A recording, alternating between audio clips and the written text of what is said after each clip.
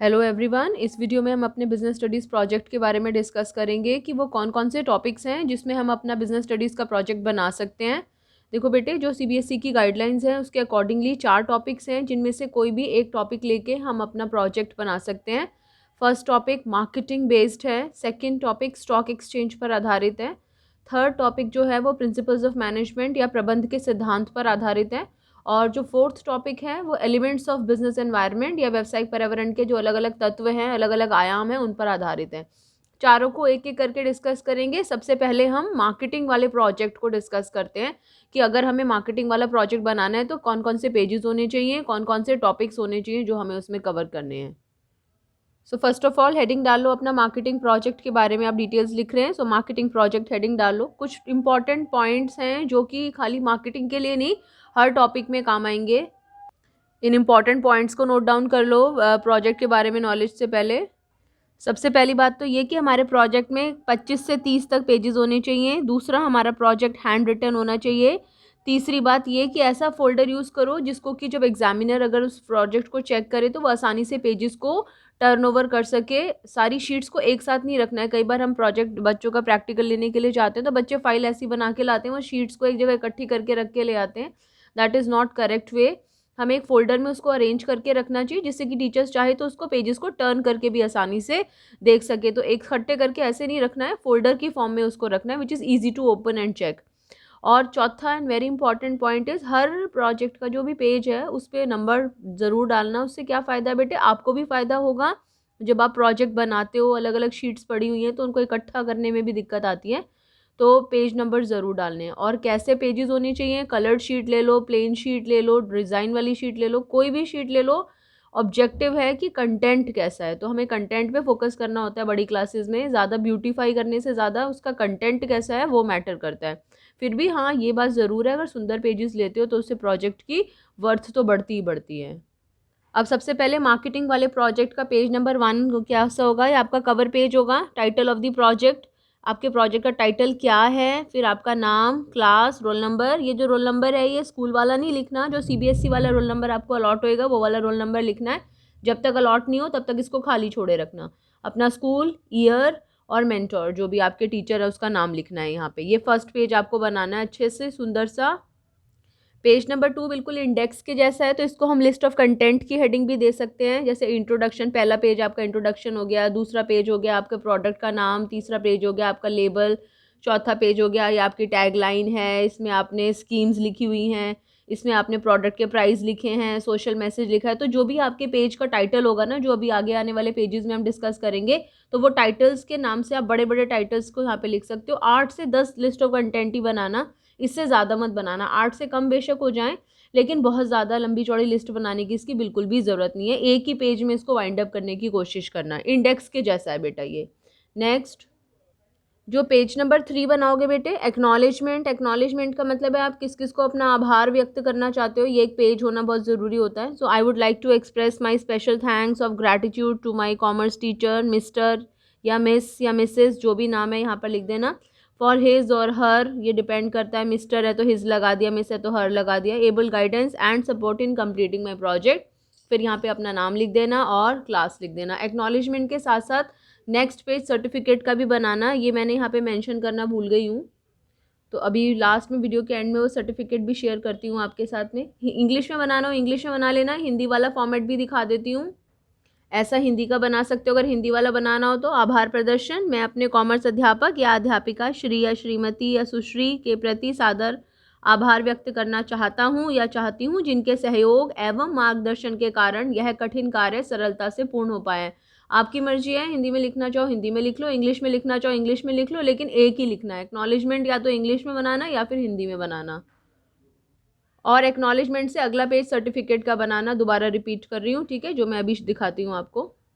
Acknowledgement और certificate के बाद में पेज नंबर 4 बनाना, उत्पाद का नाम। जो भी आपने प्रोडक्ट चूज़ किया है उस प्रोडक्ट का नाम आप यहाँ पे लिखोगे, सुंदर सा लिख देना, उसकी इमेज बना देना। जैसे सपोज टूथपेस्ट है तो टूथपेस्ट की इमेज बना देना, और आपने उसका कोई चिन्ह बनाया हो, लोगो बनाया हो, तो वो लोगो बना के पूरा पेज कवर कर देना, मतलब उससे।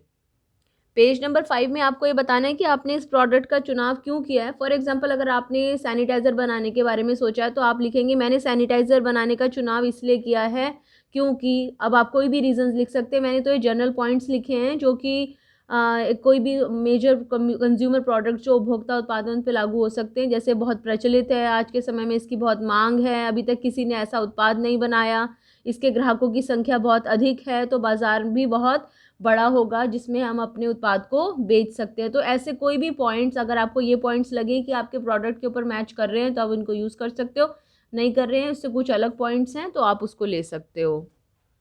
6 पेज बनाना, मेरे उत्पाद के 5 प्रतियोगी ब्रांड, ये हेडिंग ऐसे ही डालना है आपको। मेरे उत्पाद के 5 प्रतियोगी ब्रांड, 5 कंपेटिटर्स कौन है। जैसे अगर हम बोले कोल्ड ड्रिंक्स, तो कोल्ड ड्रिंक में 5 प्रतियोगी ब्रांड हो गए, Pepsi, Coca Cola, Sprite, Mountain Dew, Maaza. इस तरीके से आपको उनके नाम लिखने हैं। और कौन हमारा कंपेटिटर होता है ये हमें कैसे पता लगाना है, हमारे जैसा सा प्राइस हो एक तो उसके प्रोडक्ट का, सेम या सिमिलर प्राइस हो। जैसे अगर हमारी 10 रुपये की चीज़ है तो वो भी 10 रुपये का या 15 रुपये का मिल रहा है, तो वो वाला प्राइस लेना है, सेम प्राइस हो, कुछ सेम फीचर्स हो, वही हमारे प्रतियोगी होते हैं।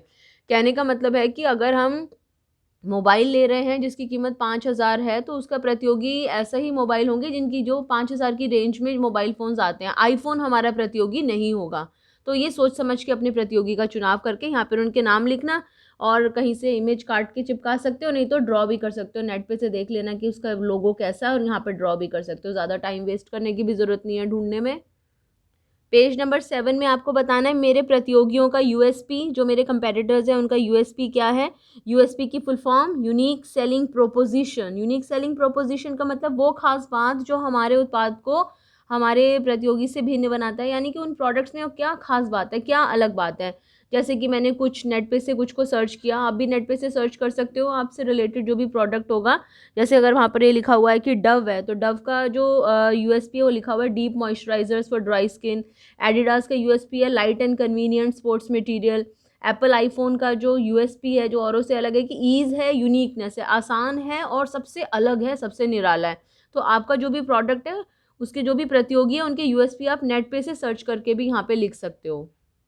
सुंदर तरीके से लिख देना, बस ये थोड़ा ब्यूटीफाई करना इन चीज़ों को। 8वां पेज बना सकते हो आप मेरे उत्पाद की श्रेणियाँ, माई प्रोडक्ट्स रेंजेस, क्या क्या आपके प्रोडक्ट है उसकी क्या क्या श्रेणियाँ। जैसे मैंने एग्जांपल लिया कि अगर सपोज आपने शैम्पू लिया है तो डैंड्रफ शैम्पू हो सकता है, ड्राई हेयर हो सकता है, नॉर्मल हेयर शैम्पू हो सकता है, लॉन्ग हेयर शैम्पू हो सकता है, कलर्ड हेयर शैम्पू हो सकता है, ग्रे हेयर शैम्पू हो सकता है। शूज़ की अगर बात करें तो फॉर्मल शूज़ हो सकते हैं, स्पोर्ट्स शूज़ हो सकते हैं, किड्स वेयर शूज़ हो सकते हैं, लेडीज़ शूज़ हो सकते हैं, लेडीज़ फुटवेयर हो सकते हैं। मॉइस्चराइज़र की बात करें तो normal skin, dry skin, for kids. ऐसे टूथपेस्ट है तो आयुर्वेदिक है, जेल है, सॉल्ट वाला है, तो अलग अलग तरह की हम उसको रेंज बना सकते हैं। तो सोच लेना क्या आपका प्रोडक्ट है, क्या उसकी रेंजेस है, बना के उसको ड्रॉ करके या गोले में सुंदर कैसे भी करके लिख देना उसको एक ही पेज में। पेज नंबर 9 में मेरे उत्पाद का नाम क्या है, मेरे उत्पाद का लोगो क्या है, वो जो ऊपर पेज नंबर 4 बनाया था ना, सेम टू सेम उसको यहाँ पे रिपीट कर देना आप कि आपके प्रोडक्ट का ये नाम है, ये उसका लोगो है। तो प्रोडक्ट का नाम और लोगो का एक अलग से पेज बन जाएगा, सेम पेज है ये। 10वां पेज बना लेना मेरे उत्पाद की विशेषताएं, क्या क्या खास बात है आपके प्रोडक्ट में, कुछ फीचर्स को ऐसे स्टार में, गोले में, ओवल शेप में, ट्रायंगल शेप में बना के 2-4 फीचर्स उसके बारे में लिख देना एक ही पेज पे। ज़्यादा लंबी चौड़ी कहानी गाने की ज़रूरत नहीं है, बस ये कि वो एक इमेज से देखने से पता चल जाए कि हाँ ये मेरे प्रोडक्ट में ये खास बात है। फिर मेरे उत्पाद का लेबल बनाना बहुत ज़रूरी है। लेबल के बारे में हमने पढ़ा था, लेबल में क्या क्या महत्वपूर्ण चीज़ें होनी चाहिए, तो वो अपना लेबल ड्रॉ करके जो भी आप प्रोडक्ट बना रहे हो एक्चुअल मार्केट में उससे रिलेटेड जो भी प्रोडक्ट अवेलेबल है, जैसे अगर आपने कोल्ड ड्रिंक की बनाई है तो पेप्सी का या कोका कोला का लेबल देखना एक बार ध्यान से कि उसके ऊपर क्या क्या लिखा हुआ है। फिर भी जो हमने थ्योरी में पढ़ा है कि लेबल में क्या क्या ज़रूरी चीज़ें होनी चाहिए, उस उत्पाद का नाम, उसका मूल्य, उसके घटक, उसकी प्रयोग की विधि, निर्माण की तिथि, अंतिम तिथि, कानून सम्मत जानकारी, तो इस या प्रवर्तन के लिए कोई दे रखा है कि अब एक के साथ एक फ्री, तो इस तरह की चीज़ें उस लेबल के ऊपर अंकित होनी चाहिए। निशान बनाया अगर कोई खाद्य पदार्थ है तो अगर वेजिटेरियन है तो ग्रीन साइन और नॉन वेजिटेरियन है तो रेड साइन करके उसके ऊपर बनाना। तो ये लेबल में ये सारी चीज़ें आपको ड्रॉ करनी है। फिर भी कहूँगी अपना लेबल, प्रोडक्ट का लेबल बनाने से पहले जो अपना कंपेटिटर है मार्केट में जो अवेलेबल है लेबल, असली प्रोडक्ट उसका लेबल देख के फिर उसकी थोड़ी सी कॉपी आप कर सकते हो। बढ़िया सा लेबल बनाना, क्योंकि बहुत बार जब वाइवा लेते हैं तो वो आपको बोलते हैं कि कहाँ कौन से पेज पे आपने लेबल बनाया, निकालो उसको, लेबल को दिखाओ, और उसमें से आपसे क्वेश्चंस पूछ सकते हैं। फिर पेज नंबर 12 मेरे उत्पाद का टैगलाइन क्या खास बात है। जैसे मैंने कुछ प्रोडक्ट्स की टैगलाइन ढूंढी, जैसे आईफोन है तो आईफोन की टैगलाइन है थिंक डिफरेंट, जियो की टैगलाइन डिजिटल लाइफ, वुडलैंड की टैगलाइन लेदर दैट वेदर्स। तो आपने जो भी प्रोडक्ट बनाया है उसको आप अपना यहाँ पे हाईलाइट करना कि मेरे प्रोडक्ट की टैगलाइन है, सुंदर तरीके से चाहे एक ही पेज में ऐसे करके तिरछा करके बना के उसको लिख देना एक पूरे पेज पे। इस टैगलाइन में आपकी क्रिएटिविटी दिखेगी बेटा, तो इसलिए बहुत अच्छी सी टैगलाइन अपनी सोचना, short and simple. Next page बनाना, मेरे प्रतियोगी के उत्पाद का विक्रय मूल्य है, प्रतियोगी मेरे जो जो कंपेटिटर्स हैं। तो अच्छा रहेगा कि अगर ऐसे टेबल की फॉर्म में बना लो तो सीरियल नंबर 1 2 3 4 5, फिर अपने कंपेटिटर्स के नाम लिख देना यहाँ पर, जो भी नाम है, जैसे Pepsi, Coca Cola, Mountain Dew, Frooti, Maaza, जो भी उनके नाम है वो यहाँ पर लिख दिया। फिर कंज्यूमर को वो कितने में दे रहे हैं, यानी कि हम कितने में खरीदते हैं, रिटेलर्स को वो कितने में दे रहे हैं इस प्राइस को, होलसेलर्स को वो कितने में दे रहे हैं इस प्राइस को। अब इसमें क्या है ना, कुछ इन्फॉर्मेशन तो बड़ी इजीली मिल जाएगी, कुछ इन्फॉर्म जैसे कंज्यूमर वाली तो फटाफट मिल जाएगी, रिटेलर और होलसेलर वाली में कई बार दिक्कत आ जाती है, सही या करेक्ट इन्फॉर्मेशन हमें नहीं मिलती है। तो जितनी इन्फॉर्मेशन मिल जाए उतना आप इसको बना लेना, बाकी को आप हल्का फुल्का अंदाज़ा लेके भी इस टेबल को कंप्लीट कर सकते हो, कोई बहुत ज़्यादा प्रॉब्लम नहीं आती है। पर आइए नेट पे से सर्च कर लेना, जितनी इन्फॉर्मेशन मिल जाए वेल एंड गुड। कंज्यूमर वाली तो आपको सारी मिल ही जाएगी, रिटेलर वाली जो मिल जाए ठीक है, नहीं मिले तो हल्का फुल्का अंदाज़ा लगा के आप यहाँ पर लिख सकते हो। ये याद रखो, कंज्यूमर को जितने में देगा, रिटेलर को उससे कम में देगा और होलसेलर को और कम में देगा। तो ऐसे प्राइजेस आप सेलेक्ट करके इस टेबल को कंप्लीट कर सकते हो। पेज नंबर 14 आपको बनाना है मेरे उत्पाद की पैकेजिंग। आप उसमें थोड़ा डायग्राम की मदद से एक्सप्लेन कर देना, जैसे हम पैकेजिंग के लेवल्स पढ़े थे। और ये वाली वीडियो दोबारा से देख लेना बेशक, या नोट्स बना रखे हैं उस वीडियो में से तो नोट्स को रेफर कर लेना, और थोड़ा थ्योरी लिख देना वहाँ पे कि पैकेजिंग क्या होती है, पैकेजिंग के कितने स्तर होते हैं, और अपने उत्पाद की पैकेजिंग के लिए डायग्राम बना देना, प्राथमिक पैकेजिंग, द्वितीयक पैकेजिंग, परिवहन के लिए पैकेजिंग। तो ये वीडियो रेफर कर लेना चाहे तो, और थ्योरी हो तो थ्योरी को यूज़ कर लेना, और डायग्राम, तीन चीज़ें, डायग्राम, थ्योरी और थोड़ा सा वीडियो में से जो नोट्स हैं उसको लिख देना यहाँ पे, ठीक है। फिर पेज नंबर 15 में वितरण माध्य है, कौन से वितरण माध्य का इस्तेमाल करें। वितरण माध्य मतलब किस तरीके से या किन लोगों को, किन व्यक्तियों को या लोगों को हम इस्तेमाल करेंगे जो कि हमारे उत्पाद को उत्पादक से उपभोक्ता तक पहुंचाएंगे। देखो अभी फिलहाल ये वाला टॉपिक हमारे सिलेबस में से हट गया है, तो बहुत ज़्यादा हमने इस पर डिस्कस नहीं किया है। आप क्या करना, अब इसमें लिखना कि हमने अपने उत्पाद के लिए अप्रत्यक्ष वितरण माध्य का प्रयोग किया है। दो तरह के वितरण माध्य होते हैं, प्रत्यक्ष जिसमें कि उत्पादक सीधा ग्राहक से मिलता है, इसने ना पैसा बहुत चाहिए होता है। अब आपका तो नया नया बिजनेस है, तो अच्छा ये है कि आप अप्रत्यक्ष वितरण माध्य लिखो उसमें। तो बस सिंपल यही लिख देना कि हम अपने उत्पाद के लिए अप्रत्यक्ष वितरण माध्य का प्रयोग करेंगे, और ये एक चार्ट आप वहाँ पे ड्रॉ कर देना। क्यों करोगे, रीज़न लिख सकते हो। ये तीन मैंने यहाँ पे लिखे हैं, इसके अलावा कोई पॉइंट आपको वैलिड लगे तो वो लिख देना। जैसे कि हमारे उत्पाद के ग्राहकों की संख्या ज़्यादा है, एक उपभोक्ता उत्पाद है और ग्राहक हमारे पूरे देश में फैले हुए हैं, तो इसी का इस्तेमाल करके हम उसको डिस्ट्रीब्यूट कर सकते हैं। नेक्स्ट हेडिंग डाल लेना भंडारण, कैसे आपको स्टोर करना है। ये भी फिलहाल हमने अपने सिलेबस में इतना नहीं पढ़ा इसके बारे में, तो ऐसे ही सिंपल से आप लिख लेना। मैंने कुछ आपके लिए इकट्ठा करके रखा है यहाँ पर। मेरे उत्पाद का भंडारण बाजार के नज़दीक होगा। क्यों होगा, क्योंकि इससे लागत कम आएगी, माल को लाने ले जाने में समय कम लगेगा, और कभी भी ग्राहक खाली हाथ नहीं जाएगा। और जो भंडारण होता है बेटा, वो हमने 11th में पढ़ा था, समय संबंधी बाधा को दूर करता है। समय संबंधी बाधा क्यों, क्योंकि उत्पादन और उपभोग के समय में अंतर होता है। तो आप यहाँ पर उत्पादन और यहाँ पर उपभोग लिख के बीच में समय संबंधी बाधा को दूर करते हो, तो इससे आपका ये जो इमेज है वो और हाईलाइट होकर आएगी। वेयर हाउस ड्रॉ करना हो तो वेयर हाउस ड्रॉ भी कर सकते हो, जिनकी ड्राइंग अच्छी है। नहीं अच्छी हो तो कहीं से फोटो ला के लगा देना, अट्रैक्टिव बन जाएगा। वेरी इंपॉर्टेंट पेज, ये वाला पेज भी बहुत बार वाइवा के समय वो निकलवा के आपसे पूछते हैं कि आपके प्रोडक्ट का प्राइस क्या है। तो अपने प्रोडक्ट का यहाँ पर नाम लिखना, अलग अलग रेंजेस है तो अलग अलग रेंज है, वैसे ज़्यादा इसमें वैरायटी में जाना मत। नाम लिख के कंज्यूमर को क्या प्राइस दे रहे हो, रिटेलर को क्या दे रहे हो, होलसेलर को क्या दे रहे हो। कंज्यूमर को अगर 10 रुपये दोगे तो रिटेलर को 8 और होलसेलर को 7, इस तरीके से उस प्राइस की रेंज को रखना। और क्वेश्चन आ सकते हैं, वो वाइवा में पूछ सकते हैं, मूल्य को प्रभावित करने वाले कौन कौन से कारक हैं, तो वो थ्योरी में पढ़ा हुआ है ना, उसको रिवाइज कर लेना, उसको लिखना नहीं है यहाँ पे। पेज नंबर 18 बेटा, मेरे उत्पाद के प्रवर्तन के साधन, ये ऐसे हेडिंग बनाना। ये डायग्राम हमने पढ़ा था ना प्रवर्तन की विधियों में, विज्ञापन, व्यक्तिगत विक्रय, विक्रय संवर्धन, जनसंपर्क, चारों को लिख के थोड़ी थोड़ी थ्योरी लिख देना, थोड़ा सा उसको सजावटी बना देना। और ये विपणन मिश्र की जो हमारी वीडियोज़ है ना 9 से लेकर 12 तक, ये इन चारों के बारे में ही है, उसमें से आप थ्योरी ढूंढ ढूंढ के लिख सकते हो। आप बता सकते हो कि हमने चारों विधियों का प्रयोग किया है या हमने तीनों विधियों का प्रयोग किया है, वो आपकी मर्जी, आप इनमें से किसका इस्तेमाल कर रहे हो। वैसे मैं तो कहूँगी चारों विधियाँ लिख देना कि हम चारों विधियों का इस्तेमाल कर रहे हैं। बस इसको भी थोड़ा सा ब्यूटीफाई कर देना, न्यूज़पेपर्स में से कटिंग लगा देना, कुछ खुद चिपका देना, कैसे कैसे करके। Page number 19, scheme of my product, यानी कि आपने देखा है ना कंपनी अपने प्रोडक्ट के साथ में कुछ कुछ स्कीम्स देती है कंज्यूमर को, जैसे स्कीम दे दी बाय 2 गेट 1। ये मैंने एक एग्जांपल दिया है, आप कुछ भी ले सकते हो स्कीम, इसके अलावा सेम भी ले सकते हो, अलग भी बना सकते हो, कोई और आपके दिमाग में हो।